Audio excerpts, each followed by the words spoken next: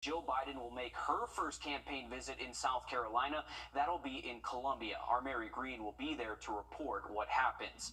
The Democratic primary for South Carolina is on Saturday, February 3rd. Then the Republican primary will be on February 24th. Tomorrow is your deadline to register to vote for the Republican primary. Switching gears to weather, now you're taking a live look outside over Beach Island. Those clouds have been hanging with us all day as we check in with First Alert Chief Meteorologist Riley Hale. Riley, when can we see some relief from this gloomy weather? Well, it looks like we're going to hang on to pretty cloudy skies over the next couple of days, but temperatures, despite the clouds, have been able to warm up a good bit. We're actually not too far away from 70 degrees this afternoon. You can still see some cool air from the wedge still left around just on the east side of the Appalachian Mountains, but a lot of the two-state currently enjoying the 60s and even 70s in a few spots, so we're going to hang on to this spring-like warmth over the next couple of days. There has been some rain today as well. Now, the heaviest rain threat still well off towards our west. This is going to try to get close to us by daybreak tomorrow morning. Right now, just expecting that heavier rain to mainly stay west and north of Augusta over the next 24 hours. But here's a current look at our radar network where we do have some light rain popping up here around the metro, getting into Aiken County, southern Edgefield County, and right near Martinez going into Columbia County. So there is some rain out there. If you're heading out this evening, may run into some mist, some drizzle, some light showers around, and temperatures are going to stay very warm. For tonight, our low temperatures will actually stay in the 60s, believe it or not, and that could get close to record high minimum temperatures across the area. Now, take a look at this. We had some dense fog across the area, too, that we had to deal with today. Starting to see that fog pop up in a few spots. You can definitely see closer to I-85 where that wedge is in place. That's where we're seeing some real low visibility, but this is going to be a problem for us again heading into late tonight and early tomorrow, so be safe on the roadways. Much more on this forecast in just a bit. Let's get a quick update on your First Alert traffic. And now, First Alert traffic.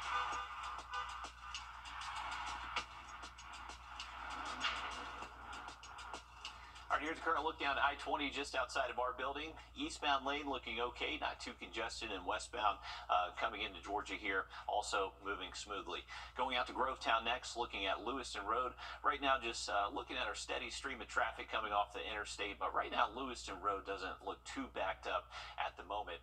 Quick look up at the lake. We did have a lot of fog that stuck around up at the lake so far today, but finally starting to see it clear out a little bit. We'll have much more on those rain chances and the warm temps in just about 10 minutes.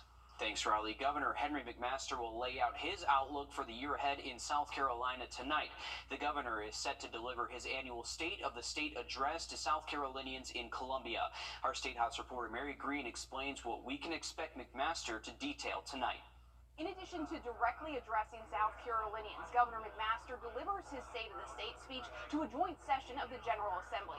It provides a roadmap for what the governor believes lawmakers should prioritize during their time in Columbia this year. McMaster is expected to highlight his major requests from his executive budget, his proposal for how South Carolina should spend billions of dollars in the next year. Among the governor's priorities, he wants to put $500 million to repair and replace aging bridges. He also wants to raise starting salaries for teachers up to $45,000 and allocate $25 million towards school safety improvements. The governor's budget also includes additional money to train the state's workforce for the thousands of jobs opening up in the coming years across the state, and another cut to the state's highest income tax rate. McMaster is also expected to make another entreaty to lawmakers tonight to enact tougher penalties for people who illegally carry guns, like those with stolen guns or felons who carry weapons despite being legally barred from doing so. He's been calling on the legislature to pass these penalties for well over a year now, including as recently as last week. That's the main thing, the first thing we ought to do. And that costs no money. It costs no money. All we have to do is just say, yes, vote yes. And after the governor wraps up his speech, Democrats will deliver their outlook for the year ahead. This year it will be given by Representative Roger Kirby of Florence County. Reporting from the State House, I'm Mary Green. And we'll hear from the governor tonight on News 12 at 11 o'clock. In 2023, South Carolina added a record-breaking 10,000 jobs throughout the state. That's according to the State Department's newest report. The average wage in the Palmetto State is now $30 an hour, and the fields of education and health services saw the biggest boost over the last year. Many economists saying that this is a good sign for South Carolina going into this year. Yeah, I would say basically steady as she goes. The numbers look robust, and there's no clear indication that that's going to take a turn for the worse anytime soon. The last time South Carolina saw this big of an employment jump was between 2020 and 21 during COVID recovery. Should students who have unpaid meal charges be singled out at school? That's the question many parents are asking in one Atlanta school district after an announcement goes out saying students who owe money will only get a cheese sandwich for lunch. The Decatur School District says this is to fight back against the tens of thousands of dollars in debt that the district has. But parents against the new policy are starting a GoFundMe to help pay the district's balance. Many believe it's unfair to the students who may be bullied for having a different lunch. You are singling out this child or the multiple children and saying, hey, today I'm eating chicken and you're eating another cheese sandwich. Your parents must not have money to pay for your food. Children deserve to have dignity when they're eating, and they don't need to be shamed at school. A school spokesperson says parents can arrange payment plans with the school nutrition department, and families at or below 130% of the federal poverty line can still get free lunches. A West Coast-based nonprofit now turning its eyes to South Carolina. Soul Survivor Inc. helps human trafficking survivors cover up or remove branding tattoos. Now the organization is partnering up with the South Carolina Human Trafficking Task Force. They're looking for tattoo artists and technicians throughout the state that specialize in cover-ups and removals. Trafficking survivors are sent to professionals through this program to help them transform those painful memories free of charge. We've all seen it where a customer comes in sad or upset and, leaves with happy tears that it's off their body. They don't have to look at it every day. So it's one of the best parts of this job, being able to, change someone's life and the way they look at themselves. Soul Survivor Inc. says that their goal is to have at least one partner or tattoo shop in every major city in South Carolina.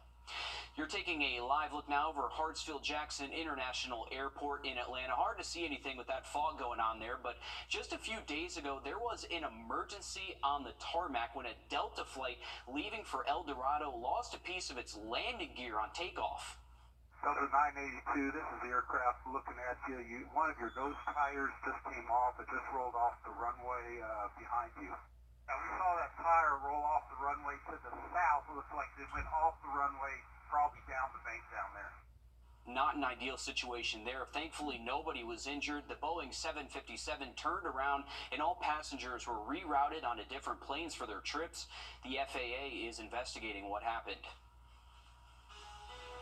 Well, the FBI has a warning for you on how to protect your kids from bad actors on the internet. We'll have that for you coming up next. Bradley? It's been a cloudy, warm, foggy, wet day for some of us, and we're going to continue that pattern over the next couple. We'll have that full forecast just after the break. The support Bamberg has received since a tornado did this to their downtown has been overwhelming for them, and more help could be on the way. Find out how all new on News 12 at 6 o'clock. Time and temp brought to you. Click, click. All right, here's a live look from our Thurman Dam Cam where we have seen a good bit of fog up at the lake so far today. All thanks to warm air just overriding the relatively cooler lake temp that currently lake temperatures right now in the upper 40s, believe it or not. So air temperatures are more than 20 degrees warmer than that right now. We're still in the mid-60s here around Augusta, and you can see our dew points are hitting the mid-60s. That's not too far away from how we feel during the summertime. So if you've been outside today, definitely feeling much more humid across the area. That warm front is now north of us, so it's starting to break down the wedge, and that is going to allow this much warmer air south of the front to be across the CS area over the next several days. You can see much heavier rain west of us. That is going to be inching closer towards us by late tonight, early tomorrow morning.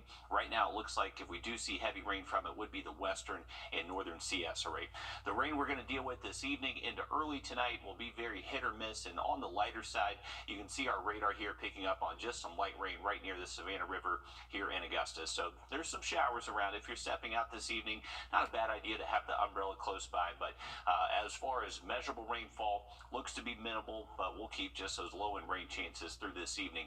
Heading into tomorrow, we'll have that opportunity for some more morning rainfall and also the potential for some pretty dense fog to form again tonight. So if you're going to be on area roadways late tonight into early tomorrow morning, just watch out for low visibility. You may want to add a couple extra minutes to that morning commute.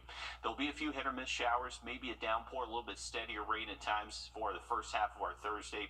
And then as we head later into the afternoon, we're expecting to see a little bit of sun, and that'll be enough to warm up those highs, most likely into the mid-70s by tomorrow. So you can take a look at this much warmer air, feeling like spring out there for Thursday. Not ruling out that maybe a few spots actually do get up to 80. So these are going to be close to record highs for this time of year, but we're likely going to tie or break record high minimum temperatures. Tough to say that one in a row, but hey, look at our morning temps. These will be in the 60s for us over the next 3 mornings, not too far away from these records that were set a good while ago, 1913 and 1890. So these have been sticking around for several decades, and it looks like they could finally come to an end with these warm mornings this week. Here's a look at our hour by hour. So what the rain is expected to look like into tonight and tomorrow. So this is right around daybreak. You can see temperatures in the 60s. We'll have just kind of these scattered downpours across the area. You can see it's mainly west and north of Augusta that does have that highest chance for rain before lunchtime Thursday. Into the afternoon, it does look a little bit drier for most spots, and that should allow our temps to work their way well into the 70s. And as we head past sunset Thursday evening plans could get wet again, and that could actually bring us the potential maybe for some threat Saturday. Still looks very low for the CS rate, but something we'll keep an eye on over the next couple of days. Thanks, Riley. Federal agents are sounding the alarm about a growing threat to Georgia teens online. It's called sextortion, and just last year, the FBI Atlanta field office got nearly 200 reports about it. Adam Murphy explains what you can do if your child is targeted. And the thing is, these people are professionals at this, right? This is not their first rodeo. They are out there, they do this for a living. FBI Special Agent Thomas McAfee issued a stern warning for parents about a growing threat targeting young teens online. They get coerced into producing what's called child sexual abuse material or pornographic images of themselves, thinking that they're getting a date. And sometimes they'll be tricked by getting and receiving naked images of the person they think that they're talking to. It's called sextortion, and just last year, the FBI Atlanta field office received nearly 200 complaints of criminal activity. It's about a 700% increase since reported cases in 2021. That doesn't include the unreported cases, right? The ones where they just pay it and keep paying.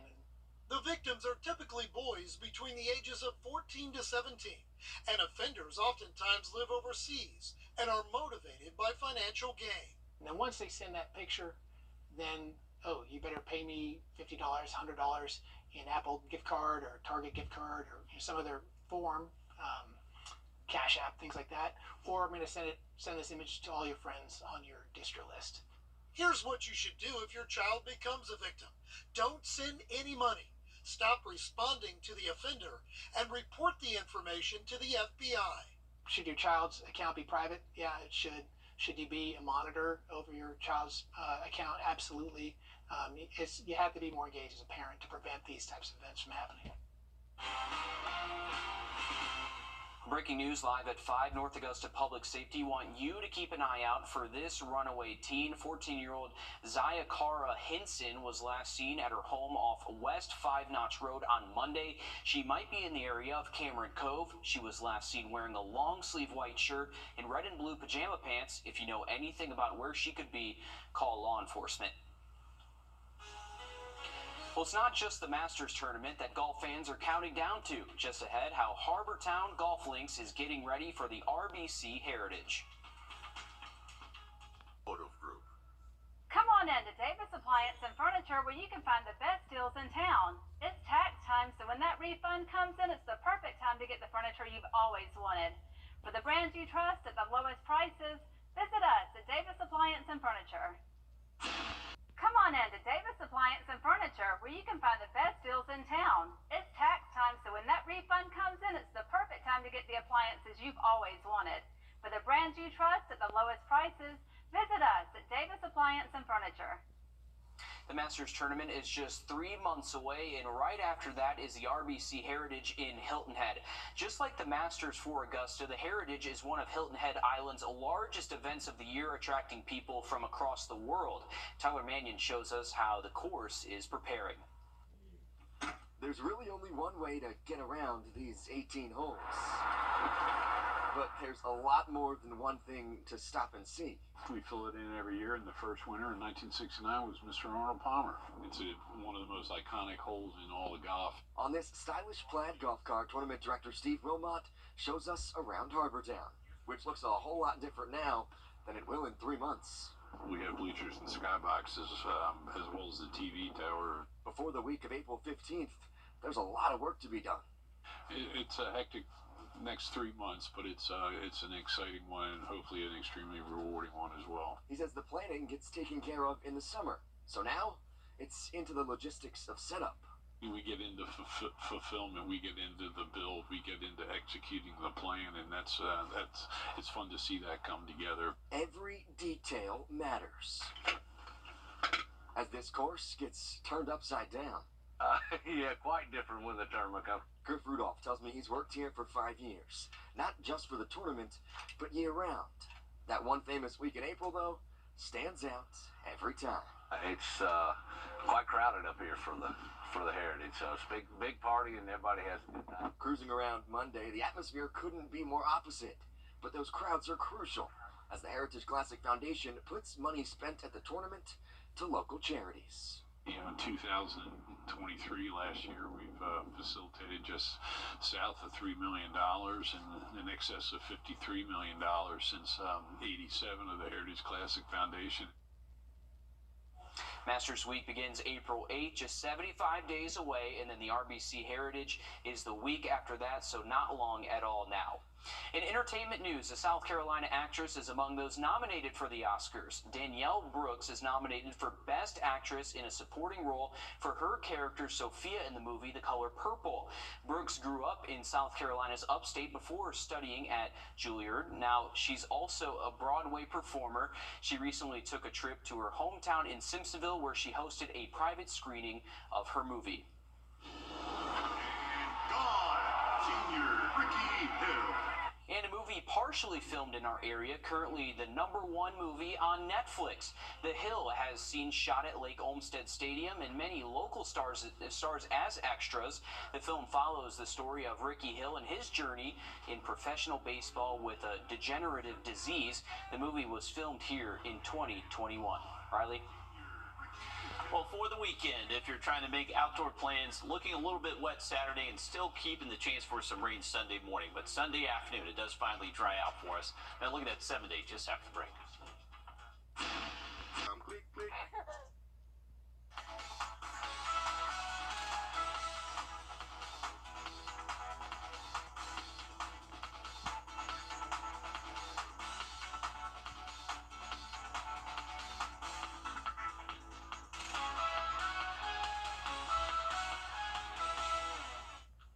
Well, here's a live view from our Beach Island camera showing there are a few breaks in the clouds out there on the horizon, so we are getting closer to sunset now, but even after sunset, our temperatures are not going to drop too much. We're currently at 66 and only going to drop maybe 5 degrees for the rest of tonight, so it's going to be very mild if you're heading out this evening or going to be up early tomorrow morning.